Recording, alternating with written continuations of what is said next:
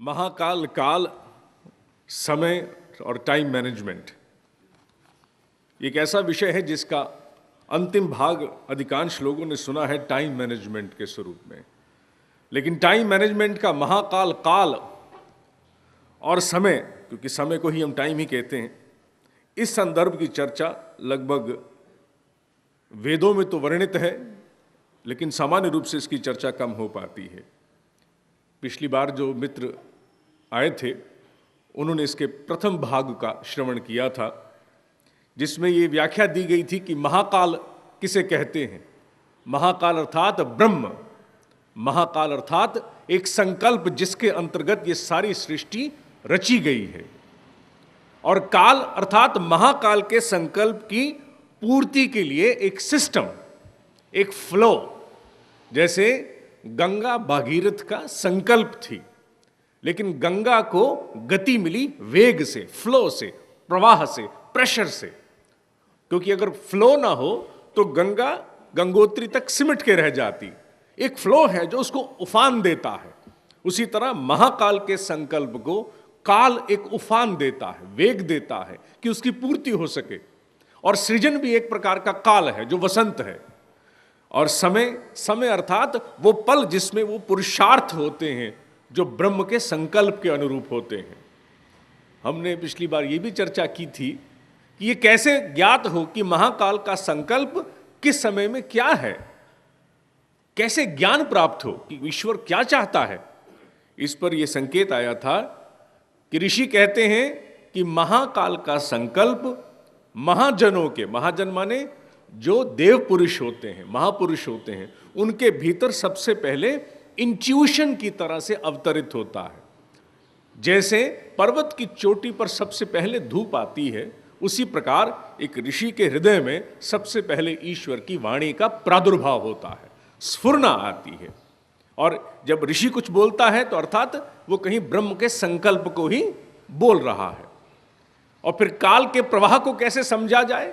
काल के प्रवाह को समझने के लिए ऋषि की वाणी के साथ विश्व की घटनाओं को जोड़ना चाहिए। जैसे उल्लेख आया था कि वर्तमान संकल्प यह है कि विश्व को एक होना है, the world must become one. दूसरा, असुरता को समाप्त होना है। तीसरा, सज्जनों को संगठित होना है। हालांकि इसको अगर हम सतही स्तर पर सोचें तो बहुत सी इसमें हमें लगता है कि नहीं, देयर आर सो मेनी डायकोटमीज, बड़े द्वंद्व हैं इसमें।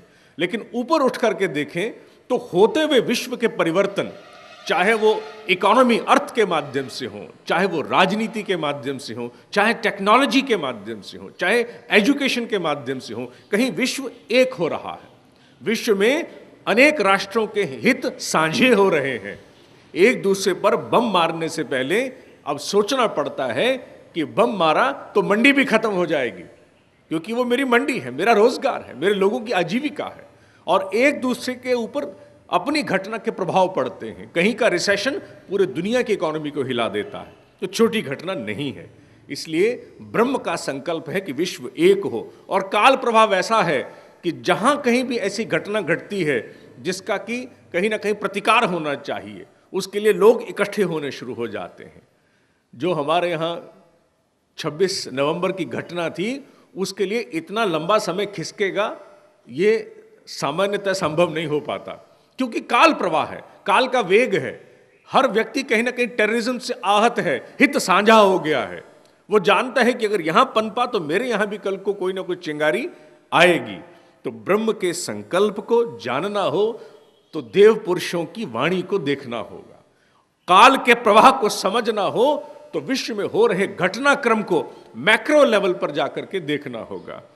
और इस घड़ी हमारा क्या दायित्व है, उसी के अनुरूप इसका निर्धारण करना होगा। वैसे ये जो विषय है इसे मात्र 2 भागों में बांटा गया था, जिसका प्रथम भाग पिछली बार पूर्ण हुआ, आज द्वितीय था। लेकिन जब इस पर मैं अपना शोध कर रहा था, कई ज्ञानियों से चर्चा भी हुई, बहुत कुछ अध्ययन किया, तो पाया कि आज का ये दिन मात्र इस पूरे को समेटने के लिए पर्याप्त नहीं है। इसलिए ये कार्यक्रम अगली बार, तीसरा भी इसमें एक एपिसोड, एक सेशन इसमें रहेगा। क्यों? क्योंकि इसमें एक बड़ी महत्वपूर्ण बात आ गई। वो क्या आ गई हमारे यहाँ भारतीय अध्यात्म में टाइम मैनेजमेंट से पहले जो सबसे महत्वपूर्ण कॉन्सेप्ट आना चाहिए वो है लाइफ मैनेजमेंट। क्योंकि टाइम मैनेजमेंट काहे का? जीवन का, जीवन में आने वाली उपलब्धियों का। जब तक जीवन का मैनेजमेंट नहीं है, टाइम मैनेजमेंट को समझ करके ठीक समय पर नाश्ता खा लेने से, ठीक समय पर वॉक पर चले जाने से, ठीक समय पर अखबार पढ़ लेने से ही जीवन सफलता को प्राप्त होगा, किसी सार्थकता को प्राप्त होगा, ये जरूरी नहीं है। इसलिए पहले जीवन की दिशा को सुनिश्चित किया जा सके ताकि समय का उपयुक्त सार्थक उपयोग हो सके। इसलिए लाइफ मैनेजमेंट की बात आती है। जब लाइफ मैनेजमेंट की बात आती है तो वेद की तरफ जाना पड़ता है। मैं फिर से उस वाक्य को दोहराऊंगा जिसमें वेद में कहा है, ऋग्वेद में कहा गया है, सृष्टि का समुद्र जब उमड़ा तब समवत्सर रचे। इसमें सृष्टि ब्रह्म का संकल्प थी, समुद्र उसे पूर्ति कराने के लिए, उसकी संपूर्ति के लिए वेग था, प्रवाह था, और वही साथ में काल के साथ अर्थात वेग काल हो गया। और फिर उसमें क्या, संवत्सर रचे। समवत्सर माने काल की गणना, the compartmentalisation of limitless time. अब इसमें हमारा जीवन आता है।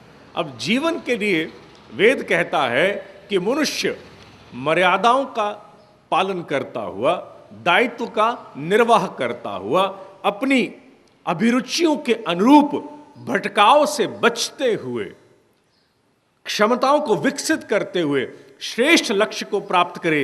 यही लाइफ मैनेजमेंट की सही सही डेफिनेशन है। अर्थात पहली बात, मर्यादा का पालन, अमर्यादित नहीं, मर्यादा। अगर कोई अधिकार मिलता है तो साथ मर्यादा जुड़ी होती है।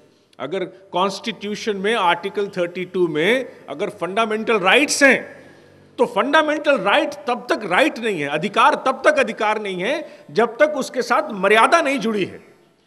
अगर हम कहें कि किसी को बंदूक रखने का लाइसेंस प्राप्त हो गया तो लाइसेंस से पहले उसे मर्यादा वहन करनी है, यह घोषणा करनी है कि हां, मैं मर्यादित स्वरूप में ही इस अधिकार का प्रयोग करूंगा, अमर्यादित नहीं, मनमाने तरीके से हवाई गोलियां नहीं चढ़ाता रहूंगा, किसी की जान को खतरे में नहीं डालूंगा।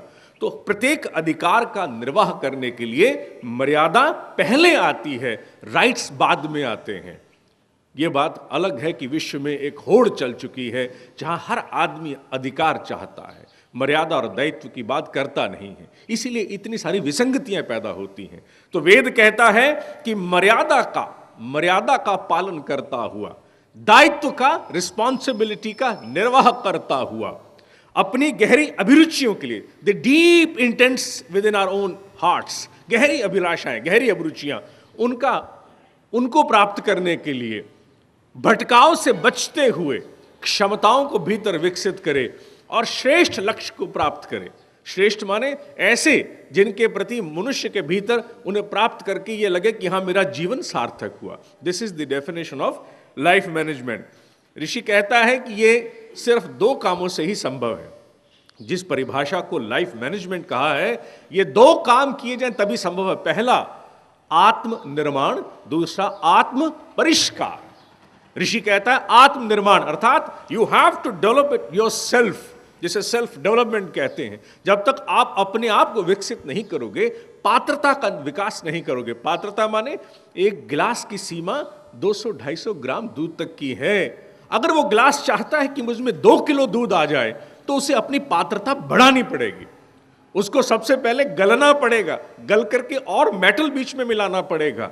ग्लास और मनुष्य के व्यक्तित्व में कोई विशेष अंतर मत मानना। जब इस उदाहरण की बात आए तो हमें भी अपनी पात्रता के विकास के लिए बहुत प्रकार से गलना पड़ता है, बहुत प्रकार के समावेश करने पड़ते हैं। इसलिए ऋषि कहता है कि जीवन की सार्थकता को प्राप्त करना है तो आत्मनिर्माण माने अपनी पात्रता को बढ़ाना, कैपेसिटी को बढ़ाना, क्षमताओं का विकास करना।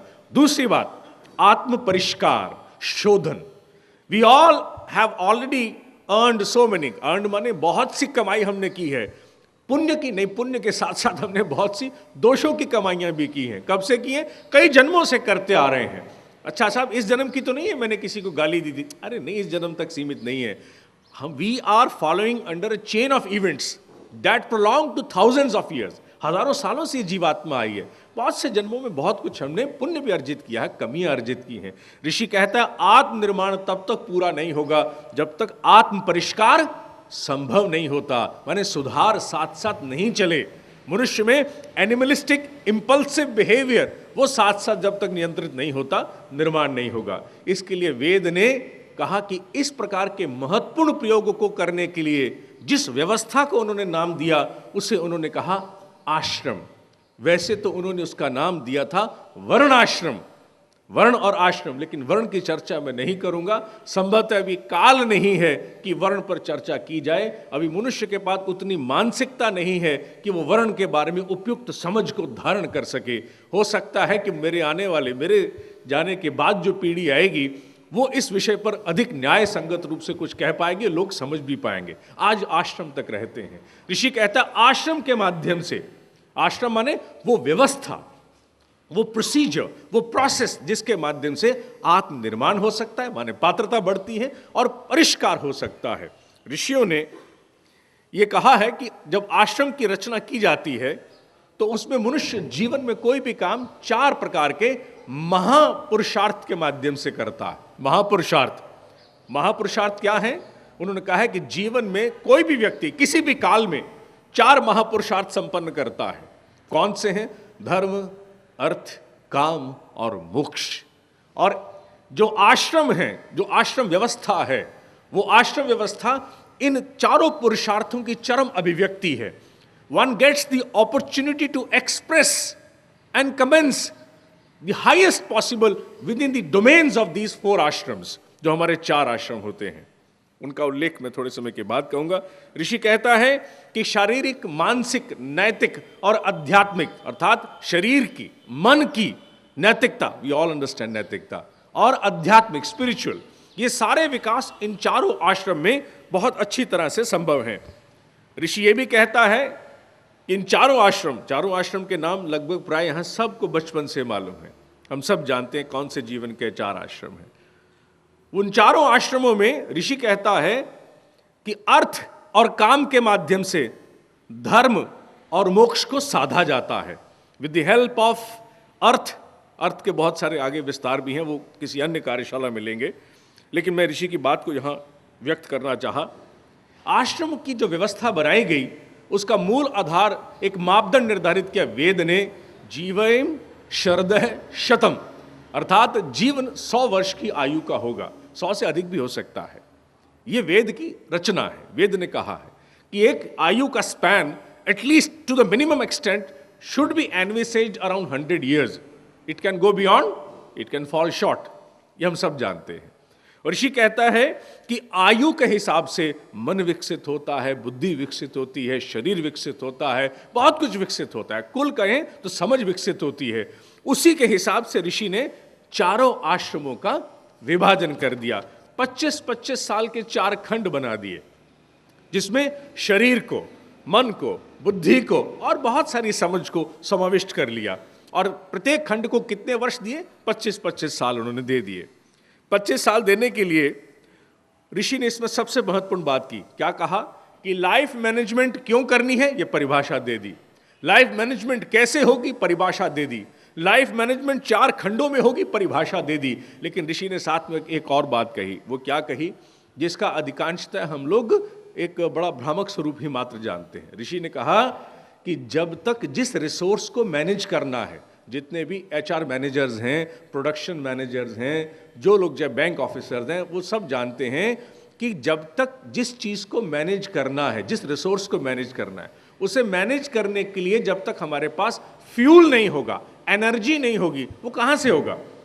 अब हम ये कहें कि बैंक को सारे खाते निपटाने हैं, लेकिन बैंक के पास अकाउंट्स नहीं होंगे। बिना अकाउंट्स के साहब आप याद रख करके अकाउंट्स निपटाइए, इट्स नॉट पॉसिबल। सब गाड़ी तो है, पेट्रोल के बिना चलाइए इसको आप, बिना किसी ईंधन के, इट्स नॉट पॉसिबल। इसलिए ऋषि कहता है लाइफ मैनेजमेंट में 4 आश्रमों का निर्वाह करने के लिए एक ही एनर्जी पॉसिबल है। वो कौन सी है? उसका नाम उन्होंने दिया रेतस। रेतस माने जिसे हम लोग कॉमन लैंग्वेज में वीर्य मानते हैं, भीतर का पौरुष। ऋषि कहता है कि ये सारी आयु, ये सारा का सारा 4 आश्रमों का विस्तार इस एनर्जी के बिना पॉसिबल नहीं है। जब तक हमने बेसिक फ्यूल के बारे में नहीं समझा सारी लाइफ मैनेजमेंट का कॉन्सेप्ट ताश के पत्तों की तरह धराशायी हो जाएगा, cut cut cut cut cut cut cut, like a pack of play cards. इसलिए सबसे इंपॉर्टेंट है, सबसे महत्वपूर्ण है कि बेसिक फ्यूल, बेसिक एनर्जी के प्रति भी दृष्टि विकसित हो। जब तक उसकी इंपॉर्टेंस नहीं आएगी, उसका ज्ञान नहीं प्राप्त होगा, उसका मर्म नहीं पता लगेगा, तब तक मनुष्य उसके साथ न्याय नहीं करेगा। जब तक न्याय नहीं करेगा तब तक चारों आश्रमों के द्वारा जो हम पराकाष्ठा प्राप्त करना चाहते हैं वो संभव नहीं है। इस पर ऋषि ने सबसे ज्यादा महत्वपूर्ण एक भाग पूरा का पूरा वेद में इसके ऊपर डाल दिया है। पहले आश्रम का नाम है ब्रह्मचर्य आश्रम। ब्रह्मचर्य, ब्रह्म अर्थात इसका सीधा सा अर्थ ले महानता, द हाईएस्ट पॉसिबल एक्सीलेंस, जिससे ऊपर कोई महान हो नहीं सकता, उसे कहा है ब्रह्म। और चर्य माने उसकी ओर चलना।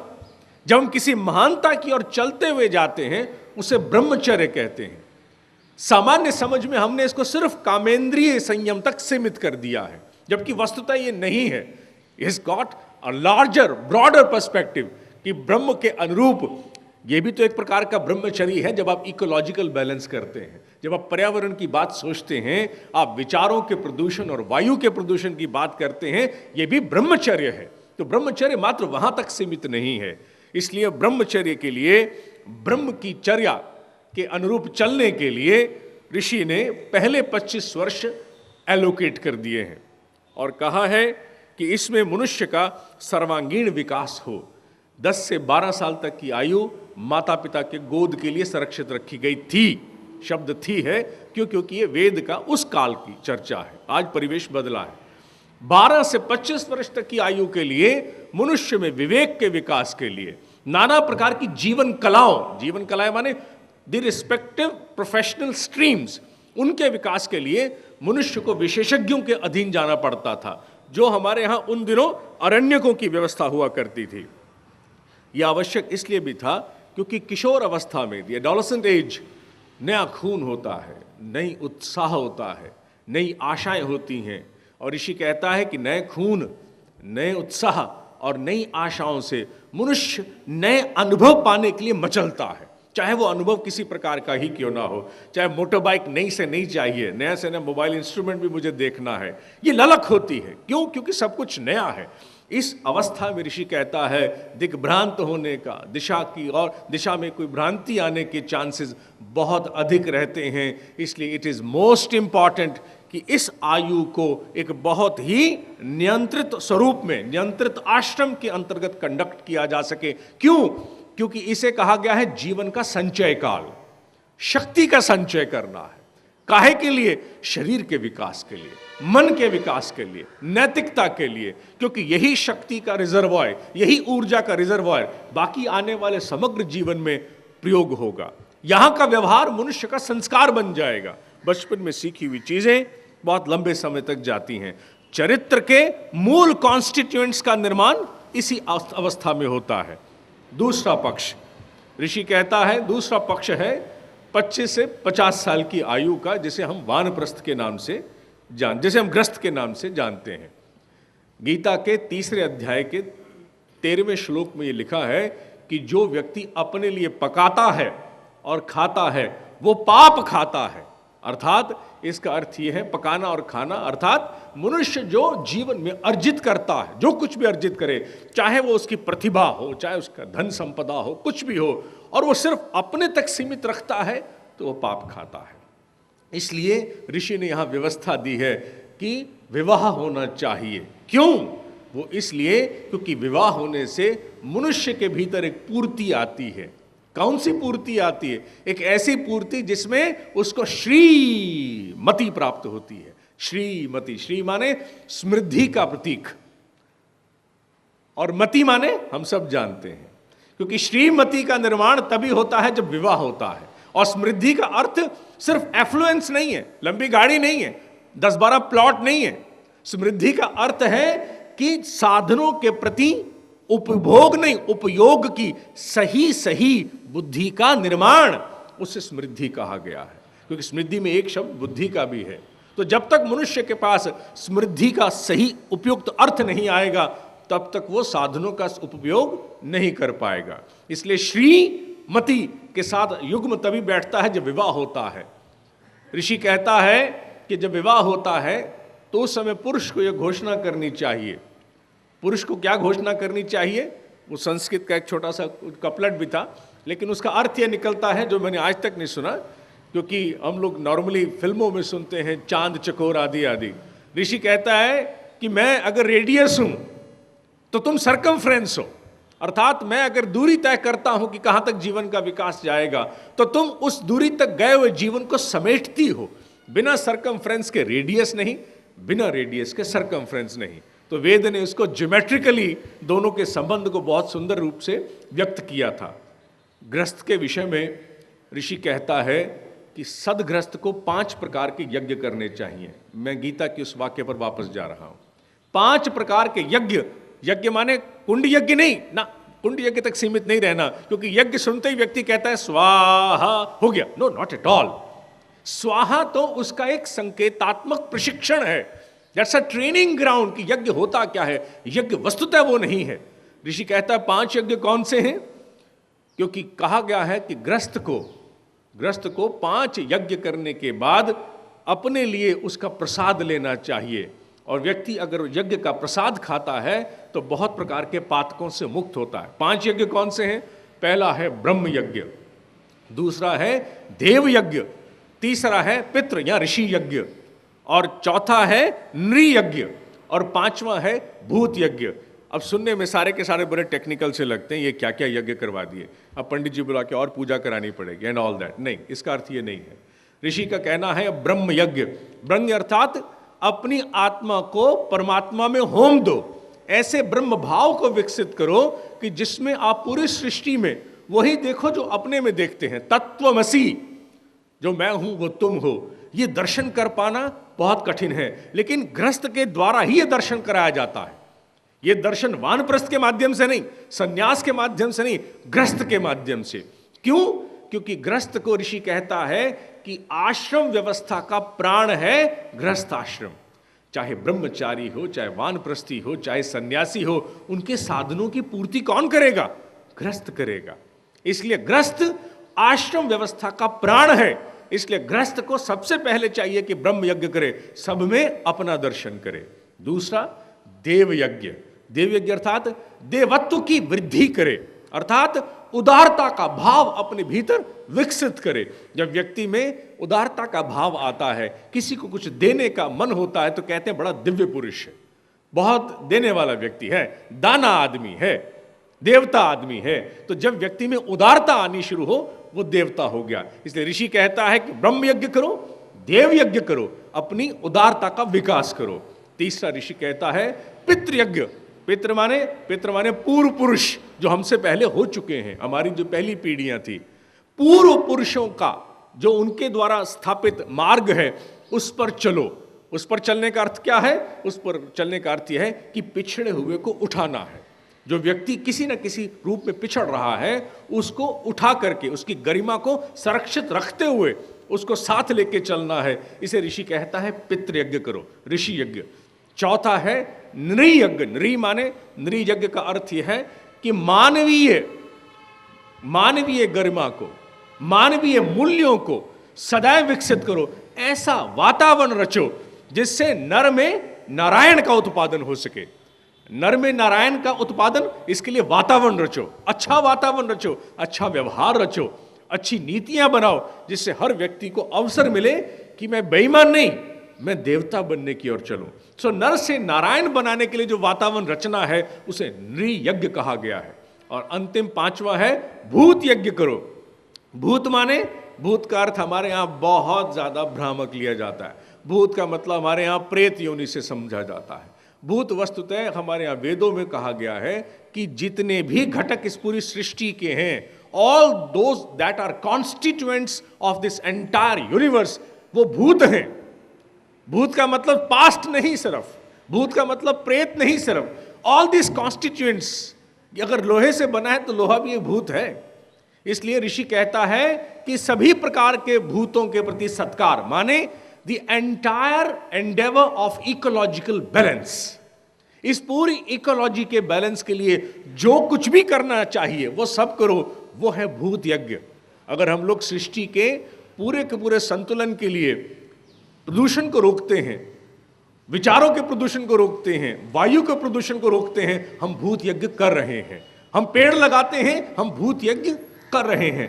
ऋषि कहता है गृहस्थ जब तक 5 ये यज्ञ नहीं करता तब तक पूर्णता को प्राप्त नहीं होता। इसलिए गृहस्थ के जिम्मे ये 5 यज्ञ उन्होंने दिए हैं, जिसका उल्लेख गीताकार ने कर दिया कि जो मात्र अपने लिए पकाता और खाता है वो पाप खाता है, और जो यज्ञ का प्रसाद समझ करके उपभोग करता है वो पुण्य को प्राप्त होता है, मेरे धाम को आता है। मेरे धाम को आता है ये नहीं कि दैट्स लाइक अ डेस्टिनेशन की वहां की टिकट मिल जाती। धाम माने उस प्रकार की श्रेष्ठता को प्राप्त हो जाना, उस प्रकार के और अच्छे सद्गुणों को प्राप्त हो जाना, उसके धाम को प्राप्त होना है। ऋषि ये भी कहता है कि इस गृहस्थ आश्रम में मनुष्य को वो अवसर मिलते हैं जिसमें मनुष्य अपनी सारी महत्वाकांक्षाओं की मर्यादित स्वरूप में पूर्ति कर सकता है, क्योंकि युवा है, is full of esteem and energy. वो जो कोई भी ऊंची आकांक्षाएं रचता है उनकी पूर्ति के लिए उसे यहां अवसर मिलता है। ब्रह्मचर्य में जितना ज्ञान उसने प्राप्त किया, जितनी शक्ति एकत्रित की, उस पर आगे विकास का भी रास्ता इसी सदगृहस्थ के आश्रम में ही मिलता है। उसके बाद तीसरा नंबर आता है आश्रम व्यवस्था में वानप्रस्थ आश्रम।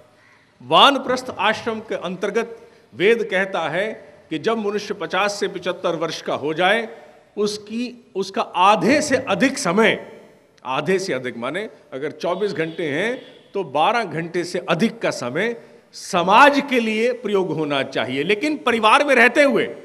One has not to leave the family. The prescription of Veda is very clear. उसने प्रिस्क्राइब किया है परिवार नहीं छोड़ना है।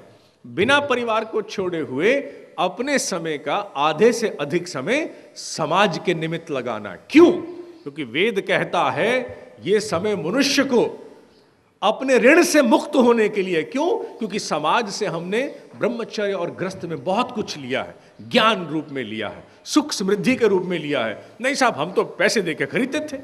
अच्छा, मित कितने की आती है माचिस की डिबिया? मेरे ऋषि कहा करते थे, बहुत बढ़िया बात कहते थे। वो कहते थे माचिस की डिबिया कितने की आती है? 8 आने की। 8 आने की आती है, खरीद लेते हो? हाँ। अच्छा छोड़ो, ऐसा है आज तुम्हें हम बेचेंगे नहीं, अपने आप बना लोगे? अगर मनुष्य को बनाना पड़ जाए तो अपने बूते एक माचिस की डिबिया नहीं बना सकता व्यक्ति। आप बाकी बातें छोड़ दीजिए, कार मोटरसाइकिल दूर की बात है। अभी दीप प्रज्वलित किए, अगर माचिस ना हो और अरणि मंथन के द्वारा अग्नि प्रकट करनी हो तो बाबूजी नानी याद आ जाएगी। इसलिए समाज का हम पर ऋण है, जिसे हम मानते हैं हम खरीद के ले आए, बपौती खरीद के ले आए। हम नहीं खरीद नहीं सकते आप। ये समाज का एक योगदान है आपके प्रति। आप भी योगदान करते हैं बहुत से समाज के प्रति, ऐसा नहीं, आदान प्रदान पर आधारित है पूरी संस्कृति, मानवीय संस्कृति। तो ऋषि कहता है समाज के ऋण से मुक्त होना है, कर्ज से मुक्त होना है, तो वानप्रस्थ के अंतर्गत मनुष्य को निस्वार्थ भाव से समाज के लिए करना चाहिए। प्रश्न क्या करे? ऋषि कहता है वानप्रस्थ सबसे बड़ा काम एक कर सकता है। वो क्या? विद्या का दान, संस्कारों की स्थापना। जहां कहीं मौका मिले विद्या का दान दो। शिक्षा और विद्या में भेद समझना है। शिक्षा करिकुलम है जो सब्जेक्ट्स में फिजिक्स केमिस्ट्री में आती है। विद्या जीवन जीने की कला है, निर्णय लेने की क्षमता है, रिस्पांस सिस्टम, जो मनुष्य का रिस्पांस सिस्टम है, जिस पर वो हमारे मित्र वो SHO साहब जो हैं यहाँ के, वो कहते हैं कि मैं उन लोगों का रिस्पांस सिस्टम थाने में बदलना चाहता हूं। तो वो शिक्षा की बात नहीं करते, वो विद्या की बात करते हैं। ये विद्या है, the way you are going to conduct your behaviour. मनुष्य डॉक्टर बन जाए, मरता मर जाए, लेकिन वो जीवन रक्षा ना करे। मनुष्य इंजीनियर बन जाए और कहीं ना कहीं विध्वंस और विस्फोट करना चाहे, अपना कर्तव्य ना पूरा करे, अर्थात विद्या का भाव। शिक्षा तो पूरी मिल गई, विद्या का भाव था जो उसे मनुष्य पूरा नहीं बना सका। He is a incomplete man. तो विद्या मनुष्य को पूरा बनाती है। ऋषि कहता है वानप्रस्थी को विद्या का दान देना चाहिए। ऋषि यहां तक कहता है वेद में कि एक वानप्रस्थी अपने परिवार का चांसलर है। माने यूनिवर्सिटी में चांसलर होते हैं, वैसे तो उप कुलपति होते हैं, वाइस चांसलर होते हैं। तो ऋषि कहता है कि नहीं, एक वानप्रस्थी अपने परिवार का चांसलर है, जिसको वहां ऐसा डिसिप्लिन कंडक्ट करना है कि संस्कारों की सब में स्थापना हो। अपने ही नहीं, बाकी जगहों पर भी उसे अवसर तलाशने चाहिए। वरना इसके बाद जो वेद कहता है वो थोड़ी बात टेढ़ी लगती है। वरना वो कहते हैं अगर कर्ज चुकाए बिना व्यक्ति पृथ्वी से चला जाता है तो नरक का भागी है, वेद कहता है। लेकिन यहां पर ये बात उनको लागू नहीं होती जो उस आयु को ही प्राप्त नहीं हो पाते, तो वो नरक में कहां जाएंगे? वो तो पहले किसी विधान के अंतर्गत छोटी आयु को प्राप्त हो गए। अंतिम है 75 से 100 वर्ष की आयु का संन्यास। संन्यास के लिए वेद ने बहुत सुंदर शब्द किया है। संन्यास के लिए वेद कहता है ये ससीम से असीम की ओर जाने का रास्ता है। सीमित से infinity, from limited to infinity, वहां तक जाने का मार्ग है। और सन्यासी के लिए कहा गया है, बड़ी उल्टी बात लगेगी, आज के प्रसंग में उल्टी लगती है। सन्यासी के लिए 4 प्रकार के कर्तव्य बताए गए हैं। पहली बात तो यह कहा गया है, कर्तव्य से पहले एक बात, कि सन्यास कभी भी व्यक्ति को आयु से पहले नहीं लेना चाहिए। सन्यास लेते ही व्यक्ति को वस्त्र रंगना पड़ता है। ऋषि कहता है जब तक किसी की आत्मा में प्रबल वैराग्य नहीं जागे तब तक सन्यास नहीं लेना। माने अगर स्वामी दयानंद के रूप में नहीं हो, माने अगर आप किसी प्रकार से शंकराचार्य नहीं हो, अर्थात बहुत किसी प्रबलता को प्राप्त हो जो भीतर वैराग्य है, detachment, renunciation is at its Zenith, तब तक मनुष्य को सन्यास नहीं लेना चाहिए। क्योंकि अगर मन में कुछ भोगने की लालसा है, बहुत कुछ छूट गया है और सन्यास ले लिया तो अन्याय हो जाएगा। इसलिए ऋषि ने वर्जित किया है। ऋषि कहता है 4 कार्य सन्यासी को करने चाहिए। पहला है परिव्रज्या माने एक स्थान पर टिकेगा नहीं, वो घूमेगा। वानप्रस्थी को बांध के रखा गया परिवार में, खूंटे से बांधा है कि वानप्रस्थी तुम जा नहीं सकते, घर पे रहो, और सन्यासी कहा है घर से निकलो। एक तो वो परिव्रज्या करेगा, घूमेगा। दूसरी बात ऋषि ये कहता है कि आप चिकित्सा कार्य करोगे। चिकित्सा कार्य का अर्थ है घरेलू चिकित्सा। जो रोग प्रतिरोधक क्षमता है, जो इम्यूनिटी जैकेट है पुरुष का, उसे स्थापित करोगे। हमारे यहां होता था सन्यासी आए नुस्खा दे गए, सन्यासी आए कोई ऐसा टोटका दे गए, नुस्खा दे गए। वो क्या होता था? वो एक परिपाटी थी जिसमें घूमते हुए वो घरेलू चिकित्सा के माध्यम से मनुष्य को रोगों से बचाने के मार्ग सुझाते थे। डाइटरी मॉडिफिकेशंस, अमेंडमेंट्स सजेस्ट करते थे, ये खा ये ना खा, पथ्य का ज्ञान देते थे। तीसरा, वो कहते हैं इनको धर्म का प्रचार करना चाहिए। धर्म प्रचार का अर्थ हम लोग ले लेते हैं कि बस कीर्तन भजन आदि, नो, नॉट एट ऑल। धर्म का अर्थ है समाज में मर्यादाओं की स्थापना, रिस्ट्रेंट की स्थापना कराओ। अगर हनुमान जी की उपासना करानी है तो हनुमान चालीसा सिखाते समय इट इज मैंडेटरी कि सिखाया जाए हनुमान किस बात के सिंबल हैं? संयम के, सेल्फ रिस्ट्रेंट के। किसी अच्छे काम के लिए सेवा में उपस्थित होने वाले व्यक्ति का नाम हनुमान होता है। जो अपनी क्षमताओं से परे जाने के लिए समुद्र लांघने तक को तत्पर हो, वो हनुमान होता है। इसलिए मर्म समझाए, मर्यादाओं में बांधे, नीति का प्रसार करे, उसे कहा गया धर्म का प्रसार। हम धर्म का प्रसार मान लेते हैं कथा तक नहीं। कथा तक अगर हम धर्म का प्रसार मानते हैं तो धर्म का कद हमने 100 फुट से काटकर 1 इंच रख दिया। जो व्यक्ति ये समझे कि मैं मात्र कथा को ही धर्म मानता हूं, कथा भी धर्म है, कथा ही धर्म नहीं है, कि कथा ही को धर्म मानना, कद को काट देना, और कथा भी को धर्म मानना, कद को बढ़ा देना। चौथा वो कहते हैं पथ प्रदर्शन माने काउंसलिंग का अधिकार घूम करके सन्यासी को प्राप्त था। घरेलू समस्याएं, सामाजिक समस्याएं, व्यक्तिगत समस्याएं, वन कैन कन्फाइड विद सन्यासी, क्योंकि मालूम है कि सन्यासी को बताई हुई बात मेरी समाज में खिल्ली नहीं उड़ाएगी। सन्यासी घूमता है, अपने तक बात को रखना जानता है, पचाना जानता है, इसलिए सन्यासी के सामने अपनी बात को खोल के रख सकते हैं। तो ऋषि ने कहा है कि मोह और तृष्णा को त्याग करके जो व्यक्ति सन्यास में आगे बढ़ता है उसके लिए बहुत बड़ी बात बोल गया ऋषि। क्या बोलता है? ऋषि कहता है कि प्रकृति अपने नियमों को उस व्यक्ति के लिए बदल देती है जो सन्यास का ईमानदारी से पालन करता है। माने उसकी बॉडी केमिस्ट्री में कुछ चेंजेस आते हैं, उससे नया यौवन भीतर प्राप्त हो जाता है, नई प्राण ऊर्जा स्फूर्ति भीतर प्राप्त हो जाती है। अर्थात प्रकृति अपने नियमों को लांघ जाती है। क्यों? क्योंकि इसने संन्यास का पालन किया। अब प्रश्न आता है कि लाइफ मैनेजमेंट में हम लोगों ने या चारों आश्रमों की बात सुन ली, लेकिन आज के जीवन में यह संभव नहीं है।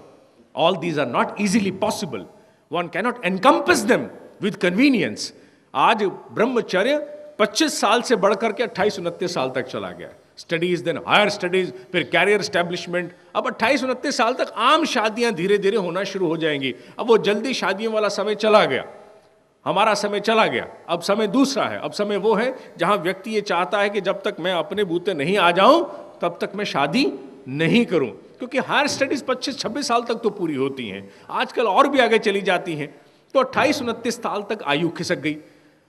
जैसे ब्रह्मचर्य खिसका वैसे वानप्रस्थ भी खिसक गया। 58 से 60 साल तक तो रिटायरमेंट होती है।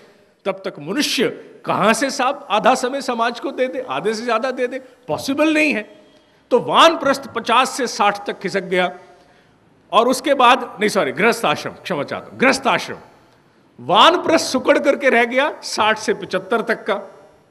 और सन्यास की आयु को प्राप्त होना यह प्रिविलेज सबके पास होता नहीं है, क्योंकि खिड़कियां 75 साल से पहले बहुत लोगों की खड़क चुकी होती हैं, बहुत लोग जा चुके होते हैं। तो it's not a privilege with everybody. तो जो ऋषि हैं उन्होंने इसका निदान दिया है। उन्होंने कहा है कि जब ऋषियों ने यह आश्रम की व्यवस्था बनाई थी, इस पूरे जीवन को एक दिन माना था, अर्थात एक आयु एक जीवन दिन है। उस जीवन दिन के उन्होंने 4 भाग कर दिए, ब्रह्मचर्य, गृहस्थ, वानप्रस्थ, संन्यास।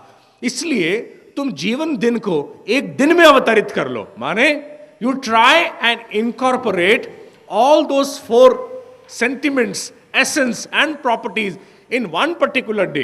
अर्थात मनुष्य एक दिन में ही उन चारों का जीवन जीने का प्रयास करे। अब बात आती है ब्रह्मचर्य तो 28 तक चलता है, लेकिन ब्रह्मचर्य भी पीछे चला गया।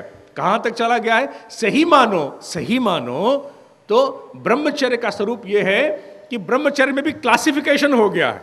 जैसे पहले सिर्फ होती थी कि साहब पहली जमात से पढ़ना शुरू करो, फिर नर्सरी, फिर प्री नर्सरी, अब है pre nursery, pre nursery, nursery, then first. उसी प्रकार ब्रह्मचर्य में भी भेद हो गया। ब्रह्मचर्य का एक भाग खत्म होता है 18 साल की आयु में।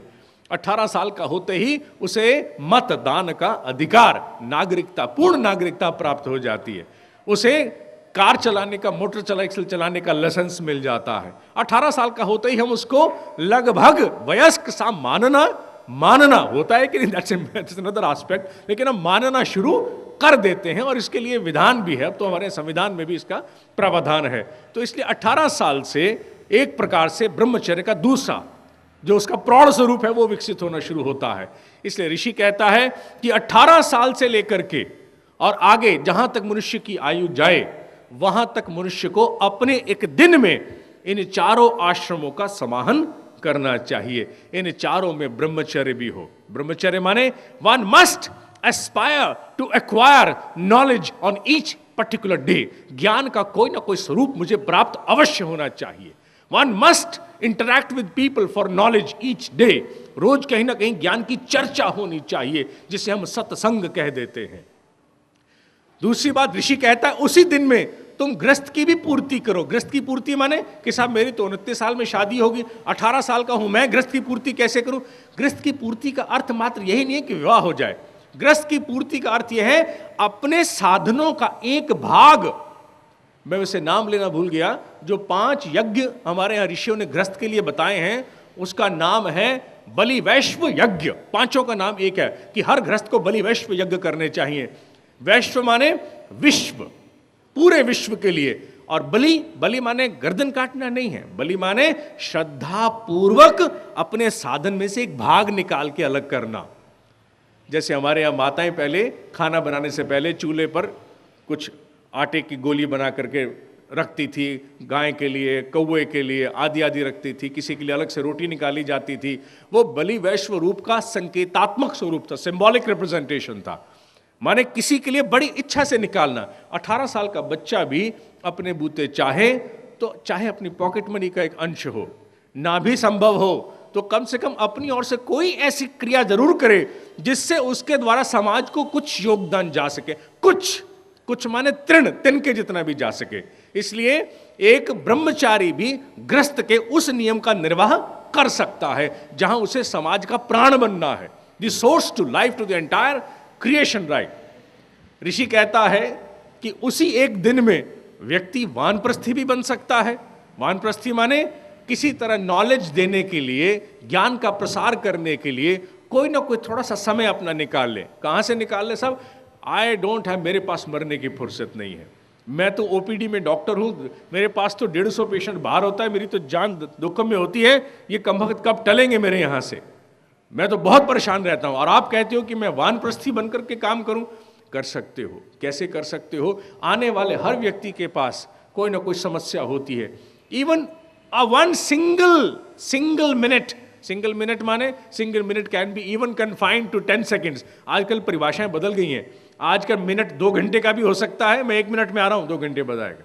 और आजकल मिनट 10 सेकंड का भी हो सकता है, जहां आप थोड़ा सा उसको संकेत दे दें, उसकी गरिमा को विकसित करने के लिए सुझाव स्वरूप में कुछ भी आपने बोल दिया, वो आपके वानप्रस्थ नियम का पालन हो गया। आजकल सबसे ज्यादा इंडस्ट्री में अगर पैसे मिलते हैं किसको?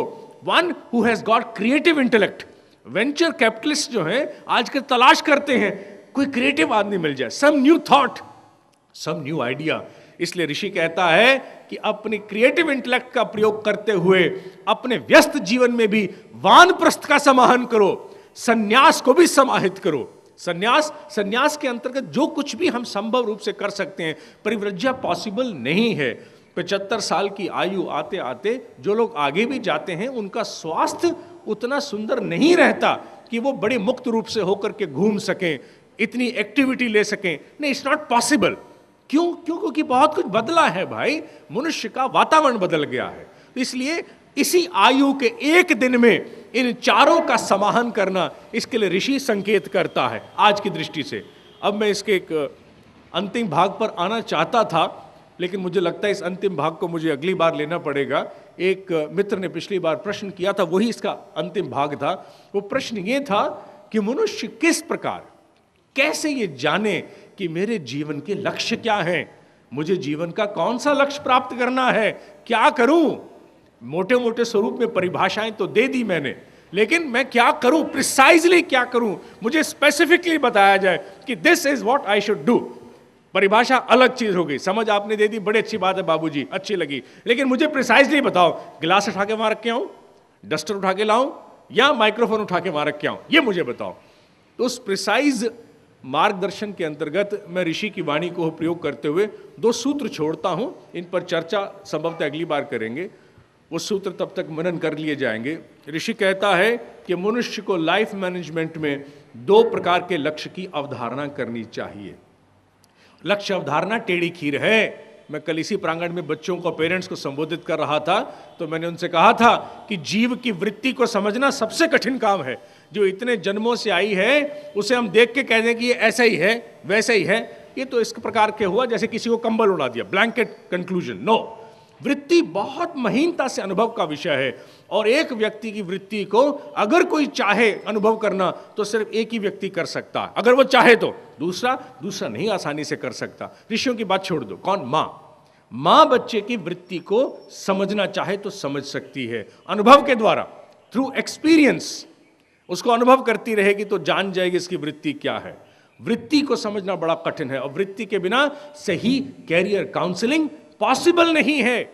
आप ये, मैं डॉक्टर बनाना चाहता हूं, उसके अंदर उतना धैर्य नहीं है, कैसे बनाओगे डॉक्टर? उसको नहीं बन सकता। इसलिए वृत्ति को समझना जरूरी है। ऋषि कहता है कि जीव की वृत्ति को समझना कठिन है, इसलिए 2 प्रकार के प्रयोग हैं अपने आप को टटोलने के। एक्सपेरिमेंट्स हैं ये तो लर्निंग है, एक दिन में आने वाली नहीं। कौन से हैं? एक तो मनुष्य ऐसे लक्ष्य की अवधारणा करे जिससे मनुष्य समाज को, इस सृष्टि को कुछ दे सके।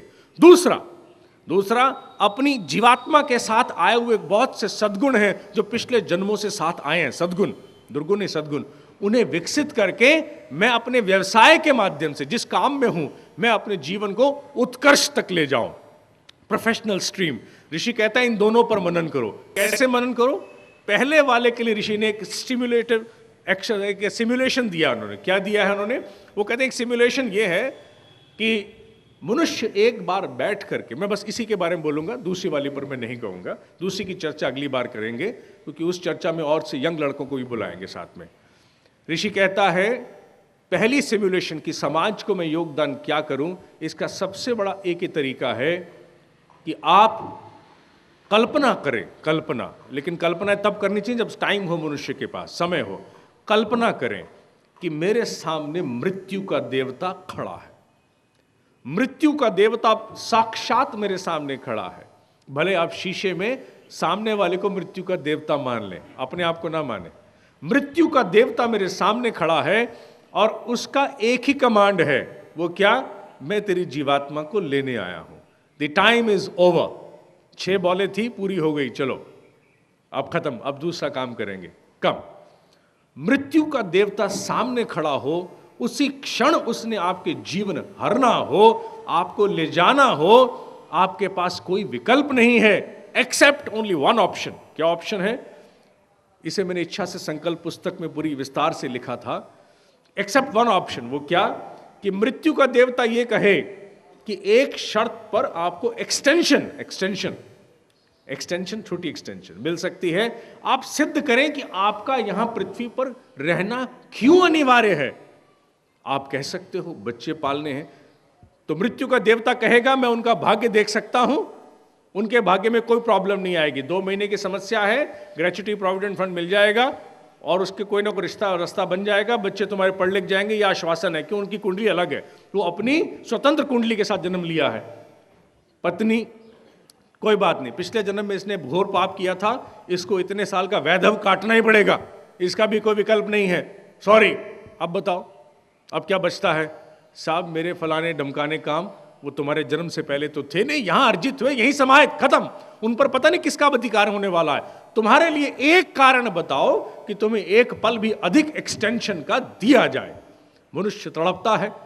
और सबसे बड़ी बात यह है कि मनुष्य की, जैसे कल मैं डीएवी स्कूल में भी देख रहा था कि यमराज के सामने बहुत से लोग आकर के गड़गड़ाते हैं और यमराज को कहते हैं साहब कुछ दे लेके बन जाए, और वो सब एक ही बात कहता है, मृत्यु का देवता, वो कहता है दे ले कैसे करूं, वहां तुम्हारी करेंसी नहीं चलने वाली, nothing is going to be possible there, कोई रास्ता नहीं है, ना दे लेने का रास्ता संभव है, ना मेरे पास और कोई एक्सटेंशन देने का प्रेरोगेटिव है, कुछ नहीं है।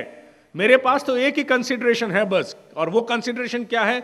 अपने इस धरती पर एक पल भी और होने का कारण मुझे सजेस्ट कर दो कि तुम्हारे बिना ऐसा काम नहीं हो पाएगा।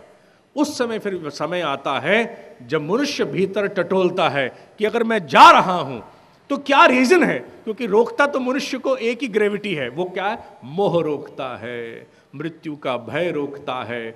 जब मोह रोकता है, मृत्यु का भय रोकता है और भोगों को प्राप्त होने की लालसा रोकती है, तब मनुष्य कहीं ढूंढता है, चाहता नहीं है चाहता नहीं है, ढूंढता है। क्यों? क्योंकि इससे जान छुड़ानी है, कम वक्त से ये मानेगा नहीं, ये ले जाके रखेगा, इसलिए क्या ढूंढूं?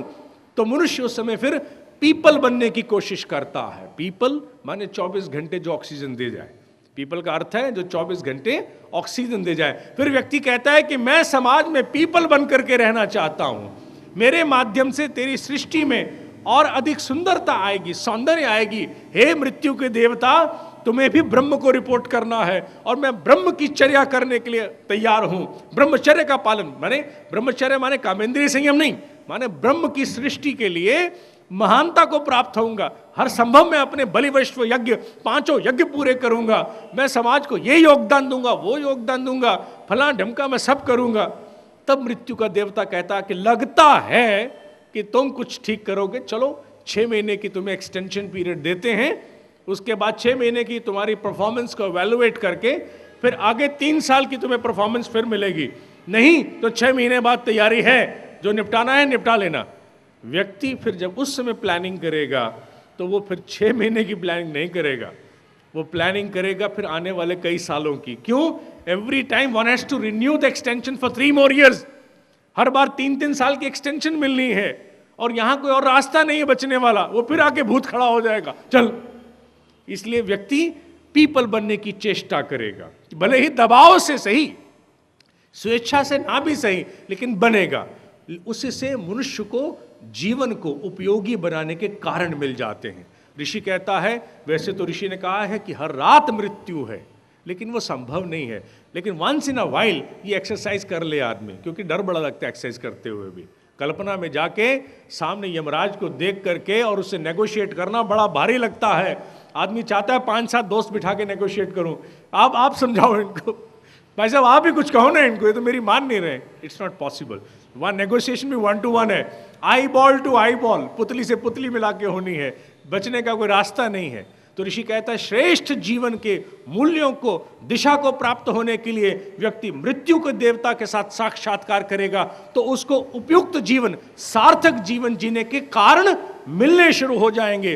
तब वो चाहेगा कि मेरे द्वारा यज्ञ हो, 5 यज्ञ करने को तैयार होगा कि नहीं, मैं आज से अपनी आत्मा को परमात्मा में होमता हूं, मैं आज से सद्गुणों को विकसित करते हुए देव यज्ञ करता हूं, मैं आज से पूर्व पुरुषों के पद चिन्हों पर चलते हुए पितृ यज्ञ करता हूं, मैं आज से मनुष्य के विकास के लिए ऐसा वातावरण रचूंगा कि जिसमें देवत्व का उदय हो, नर से नारायण बन जाए। मैं नृयज्ञ करता हूं, मैं सभी भूतों को संतुलित करने के लिए अपना योगदान करूंगा, प्लास्टिक की थाली इधर उधर नहीं फेंकूंगा, छोटे छोटे काम के लिए नौकरों की तलाश नहीं करूंगा, अपने भूते कुछ काम करूंगा, ये मेरा भूत यज्ञ हो गया।